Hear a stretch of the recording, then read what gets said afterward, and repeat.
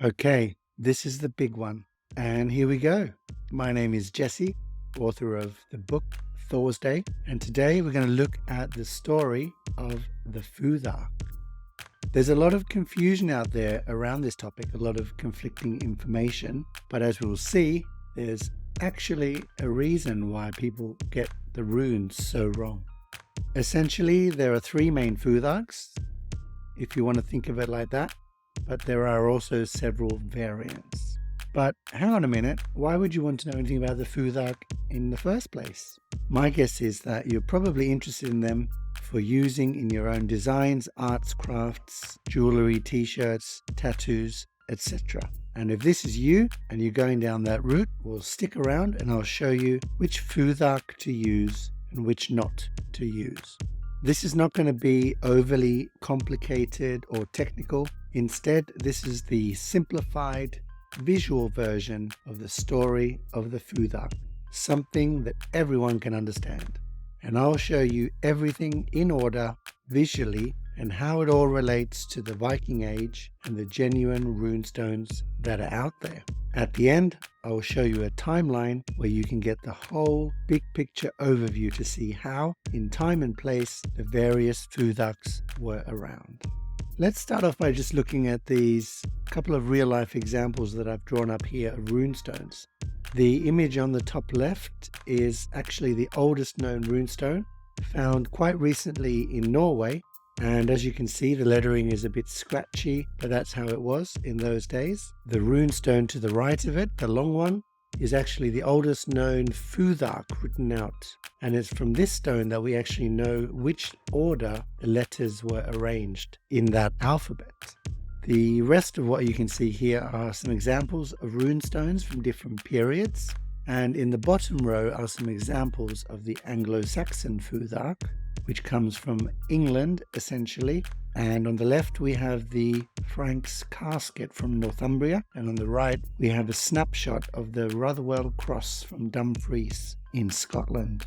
The reason for showing you these is to point out that the Futhark was a real thing. I know that online it can be quite easily become an abstract thing where it exists on jewelry and in memes and graphics and designs and things. But at the end of the day, this was a genuine working alphabet used in the Germanic regions and later in England and Scandinavia. So I'm going to give you a quick overview here of where we're heading today, because the top row represents the Elder Futhark and down below we have the Younger Futhark. The big surprise for a lot of people, and you might be feeling this right now, is there was actually more than one variant of the Elder Futhark. Even the Younger Futhark did have some variations and mutations over time. And it's the fact that these variations exist, particularly in the Elder Futhark, is why a lot of people get confused when they look at one person's list of Elder Futhark letters and compare it to another person's or something they've seen in a book, and they don't match up. They go, hang on, these are different. There's different letters, different shapes. And this is partly where some of the confusion comes from, down to the fact that there are actually three phases in the Elder Futhark, which you don't often hear spoken about. And that's where we're going to go today. Okay, so the oldest known inscription of the Elder Futhark, as of today, comes from a knife found in Denmark, dated to roughly the first 50 years AD. Now, if we compare that with the first known runestone, which is around 200 AD, even there's a 150-year gap between the two. But it just shows how far back the Futhark actually goes. In general, we could say that it's essentially a 2,000-year-old alphabet, and it belonged to the Germanic, Proto-Norse, High German, all of the Germanic regions of Northern Europe, which actually covers quite a wide geographic space. The Elder Futhark, as a system, was an alphabet whereby each letter represented a sound, one letter, or each letter had its own sound. If you know anything about the Futhark, you will know that online a lot of people will tell you all the different names that these letters have. But the thing to be clear is that there's no conclusive evidence either way as to what they were actually called. What we've done over time is relate what we know from other alphabets like the Gothic and later the Anglo-Saxon Futhorc, where we do have some names for words. We've been able to piece together what they were called. The second thing to know is that the names of these in the Elder Futhark were most likely different from what they were called in the Younger Futhark. So again, this is where some of the confusion comes from as to what they're actually called. The third thing to think about is that the way that the spelling is. If you look at the top row, the R looking letter, and I've written it as R-A-D-O, but that D could actually be a thorn, capital T-H, th, and some people will spell it T-H, some people will spell it with a D, and some people will use the old letter thorn in how it's spelt. So this early Futhark, also known as the Germanic Futhark, had 24 letters and 24 sounds to represent the languages it was applied to. And again, if we look at the examples that we know of, various runestones, as shown on this slide, we can identify that these letters match up with the Elder Futhark. When we get to the Younger Futhark, we'll see different writing and different styles on runestones, and in this way is how we're also able to date runestones by looking at the letters as well as the language itself, but I won't go into that. But we can see that the letters match up with a certain period. In terms of our timeline, we have this early phase Elder Futhark of 24 letters representing 24 sounds, lasting up until around about 400 AD, which is the tail end of the Roman Empire. From about 400 onwards, the Elder Futhark actually entered an intermediate phase, lasting 200 years, and it was now down to just 21 letters. So again, if you're not aware of this and you're looking at someone's Elder Futhark graphics and designs and things, or looking at letters, this is one reason why everyone's little Futhark charts look different. So we moved on. In this intermediate phase, there are a number of changes that took place. So the first change that we can see is that the K sound, the K, went from being what could be described as a left arrow to something more like a modern day capital Y. Next, we have the equivalent of the J, the Y, which was essentially left and right arrows, turned suddenly into a squiggly backwards S shape. So these two changes are important in terms of which Futhark are you going to use in your designs. And if you're going to use one, you're going to have to use the other. What else can you spot? The other thing that changed was, of course, the S, which went from a squiggly Greek-looking E letter with 3 points on one side, the squiggly-looking S with 3 points, to the more lightning bolt style S with 2 points. Next, of course, you will have heard that I just said it went from 24 letters to 21 letters. So that means that in addition to 2 letters changing form, we have 3 letters that simply dropped off. And those are the ones shown. So again, we can look at runestones, identify which particular letters were being used at the time, and that way determine their age. And here we can see the K, which clearly did not exist in the early phase Elder Futhark, and therefore these runestones would have been created during this intermediate phase because of the letters. Now the intermediate phase lasted from 400 to 600. Now it's easy to look at a chart like this and go, oh look, there's changes. But the thing to remember is that from 100 to 600, we're talking a 500-year difference. And of course, during that time, language and the needs of language would have changed. This brings us to the Anglo-Saxon Futhork, which also at the same time as the intermediate phase of the Elder Futhark in the British Isles, the Anglo-Saxon tribes mutated off in a different direction, and instead of taking away letters, they first added 4 more letters to make their alphabet 28. And again, this would have been a reflection of the needs of the language at the time, that there were sounds being used in the Anglo-Saxon kingdoms that had no representation, that needed to be expressed somehow. By the end of that intermediate phase of the Elder Futhark, the Anglo-Saxon Futhork had then grown again to some 33 letters. Now, some of you might have noticed that it says Futhor rather than Futhar, and that's because if we look at the 4th letter of the Elder Futhark and compare it with the 4th letter of the Anglo-Saxon Futhork, that letter has become O equivalent. So while the original looked like an F, the Anglo-Saxon added some arms to it to make it a bit squiggly. Or why would A change to an O? The best example I can think of is if you think of the letter A, it can be expressed as A as in cat and bat. It can also be R as in father and bath, but it can also be O as in ball and fall. So in the Anglo-Saxon Futhorc, that A turned into an O, and therefore the letters changed. It was no longer a Futhark, it was a Futhorc.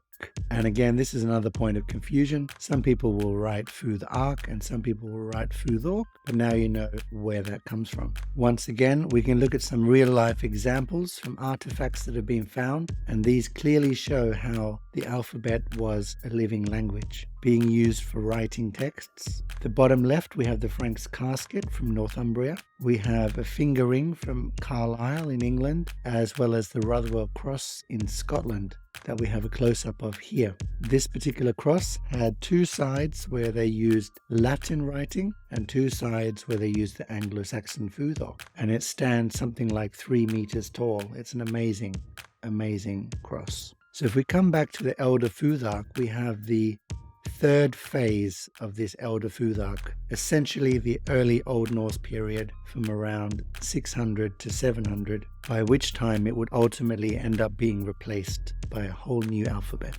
So we're still looking at 21 letters representing 21 sounds, but again, some letters changed and mutated into new forms. What was left and right arrows that had become squiggly S had now turned into a star or a snowflake shape and represented R. Some of you might well be thinking, how does a J turn into an A? Well, think about it. J, A have the same sound, and in the same way, the J was a soft, like a ya sound, and over time that ya turned into R. And to reflect that difference, the snowflake shape replaced the squiggly S J because it was no longer ya but R. So only now, by this point, have we reached the Viking Age, which according to various measures, we can roughly say lasted between 750 and 1200 AD, depending on where you look and who you ask. But the thing that I really want to emphasize at this point in our Futhark story is that it was only now that the Viking Age began. And with it came a new alphabet, the Younger Futhark. But what that means is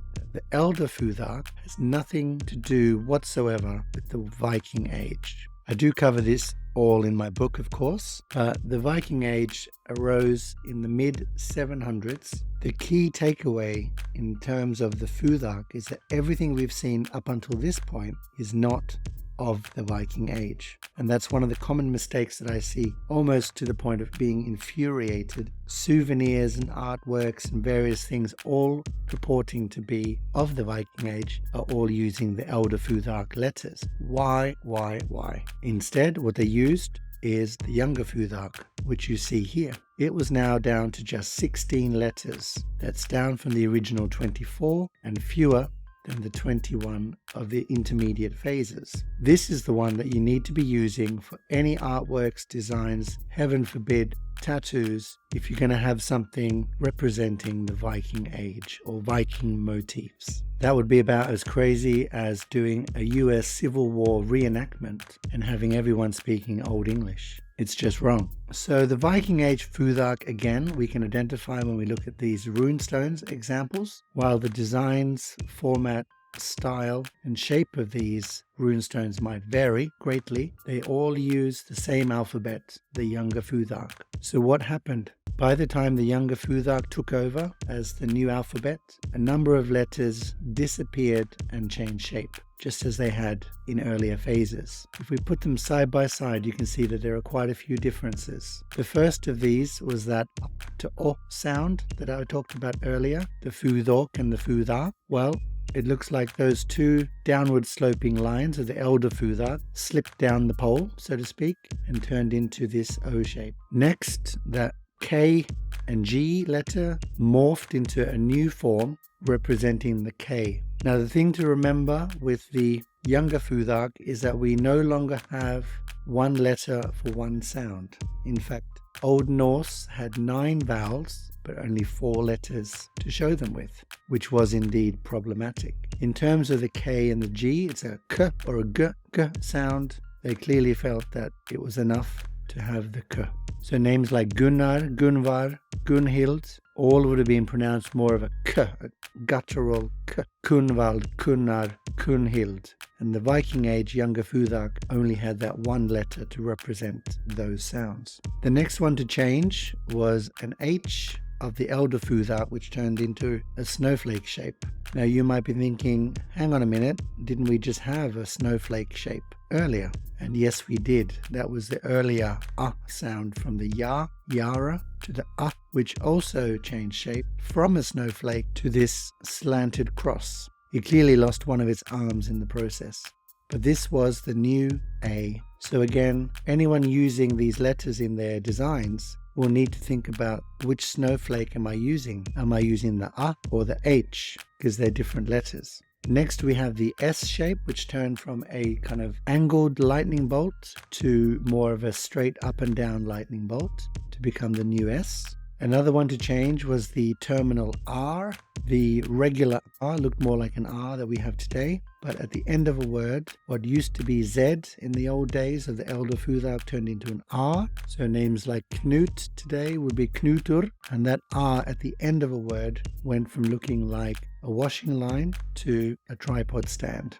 And just as the snowflake shape swapped meanings, the Elder Futhark M turned into the washing line shape, a Y with a line in the middle. So overall, there were quite a few differences in terms of how these letters mutated into new forms. This was to account for the various changes taking place in the language at the time. I think now looking at our timeline, you can kind of see the importance of getting the letters right. Now I understand it's confusing because a lot of people use different Futhark charts to represent what letter is what letter. But if you stick to these that we have here, you can't go wrong. So you can see here how important it is if you're going to be using any lettering of the Futhark, Old Norse, on any of your designs or tattoos or artworks. It's really important to make sure you know which one you're using, that you're using the right letters from the right set, and above all, if you're going to do anything Viking, that you're using the Younger Futhark. Now you can see on the screen that I've got a gap. Clearly there's something coming after the Younger Futhark, but it isn't a new alphabet system, a new phase. Instead, it's another variation that sometimes confuses people. And what I'm going to show you here is that there are various ways to draw these actual letters. I think the best example would be to think of cursive, squiggly, joined up writing. That maybe a century ago, half a century ago, was a lot more normal. When people wrote with a pen, they used that cursive joined up writing. But nowadays, it's no longer the fashion. Most people would just write each letter individually. And similarly, the Younger Futhark can be drawn in slightly different ways. And these are what I call the standard and rounded versions of the same letter. So if we look at the first letter, F, it would be a mistake to think that the one on the left and the one on the right are different letters. The same is true of the M and the terminal R, which now look like up and down pitchforks rather than tripods. This rounded style was something really just individual, but it did occur in various places at different times all throughout the Viking Age. These are particularly noticeable when you look at runestones. Some of them will be using straight lines, but more often than not, they'll be using the rounded style. So again, if you're going to be creating any kind of artworks or designs or tattoos, probably the best thing to do is make sure you don't mix straight lines and round lines. As you can see on this runestone here, on the right hand side at the top, you've got a K or a K, and it's clearly using a rounded style. Even at the bottom left on the other column is a T pointing to the left like an arrow, and it's probably not that clear, but it is actually a little bit rounded. When we look more closely at runestone lettering, some of them are definitely sharper, but this one here is a rounded style. The other thing to keep in mind is that this was an alphabet that truly was used day to day. It's not some abstract thing that's online, existing only in esoteric designs and things. This was writing. And there's nothing like going up to a runestone and kind of seeing these letters and just thinking that, look, these are 1,000 years old. So as you can see on my timeline here, we have the full Futhark going from 100 to the mid 1100s. But I've still got a gap. That means there's one more change that I'm going to show you, because this causes a lot of confusion, and that is what I call mutations and variants. We talked about the problem of how the Younger Futhark no longer had strict one letter, one sound as a system like the Elder Futhark did. The problem came that there were 9 Old Norse vowel sounds, yet there were only 4 letters for vowels. Similarly, there was a lot of confusion with the consonants. You might have seen on some runestone designs or other artworks and things, Futhark lettering with dots on them. Now, in my work with runestones, these are definitely not as rare as you might think. And what we basically have is a system whereby the oo sound was not quite working for somebody who needed to make the e sound, which is a Germanic like umlaut, oo with dots. In the same way, they took the oo and turned it into e and represented that with a dot. The same is true of the letter I and the letter E. The funny thing here is that the I in English, in Norse, as a sound is E, and the English letter E in Norse, here represented by a dot, is an sound. This would be for names like Eric, Edward, or perhaps Edvind. So that when the E needed to be an they used this dot to represent it on the rune script. Similarly, if it was a hard K versus a soft G, the dot represented that. Same with T and D and B and P, B and P and T and D. The last one to point out is that there's some confusion over the O sound. Sometimes you'll see it with the 2 slanted arms crossing straight through from one side to the other of the line, and sometimes you'll see it with just 2 short arms on one side. Again, this is a variation or mutation of the same letter rather than being separate letters. And in some cases, in my local runestone in my town, the arms of the double arms of the O are actually mirrored, pointing the other way. Again, that's not a different letter, it's just a variation and a mutation. Now, sometimes this O will have the 2 crossed arms but facing the other way. And you might think, well, is that like a double A or something? But no, it's the O sound, but the letter simply as a variation has been mirrored. Here we've got some runestones that I've taken. So what I really want to do is hammer home just how real these runestones are. There are something like 3,000, depending on how you count them, runestones across Scandinavia. The vast majority of these are in Sweden. And once you start looking at them up close and comparing and contrasting, you can see not only do we have rounded styles and straight styles, but we also can see that just like handwriting, there's a lot of variation in how people drew them. If we look at the top left, my local stone, here we have an example of what I mentioned earlier, the mirrored letters. But you can see above that, there you can see the O shape where the 2 arms are only hanging off one side instead of crossing through.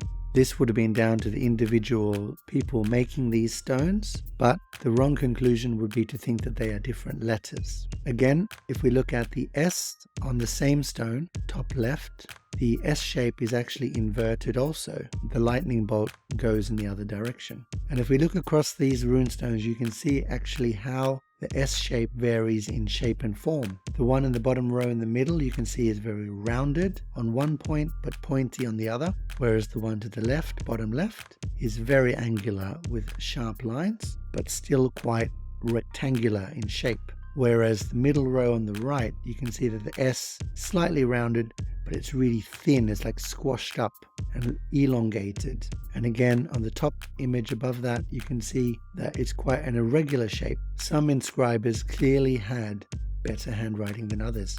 If you look at the one in the top middle, again, I would dare to say that they have quite poor handwriting. And this pretty much sums up the variations of the Futhark, the 3 Elder Futharks and the 1 Younger Futhark with mutations and stylized differences. I did promise a timeline, so just to conclude this talk, this timeline here shows you neatly, if we start at the top, you'll see that the Elder Futhark and the Anglo-Saxon Futhork lasted for a lot longer period than did the Younger Futhark and the Viking Age. You will also see that I've got here mention of medieval runes and Dalecarlian runes. I'm not going to go into these today, but the essence is that the medieval runes continued to be used particularly in church contexts. In things like fonts and walls and bells, the runic language actually lived on a lot longer than people think, and actually even longer than the Viking Age itself lasted. The oldest official runestone of heritage used by someone with a heritage of having used it in their family and region is 1904 in the Dalarna region of Sweden.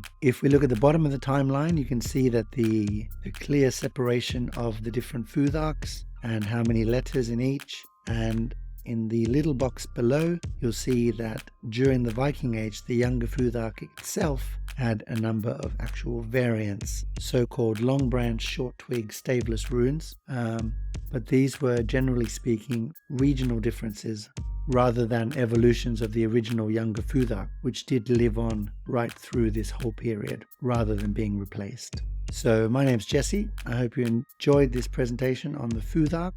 My book is called Thursday if you want to check it out, or check me out also on Patreon and Instagram where I've got a lot more good stuff, or you can go to my website jesse.expert where I've got lots of other awesome Viking Anglo-Saxon related content. And more importantly, if you want to follow me in my work, click on subscribe, and if you like the presentation, found it useful, why not send it on to a friend who might enjoy it also. See you next time. Thank you for watching.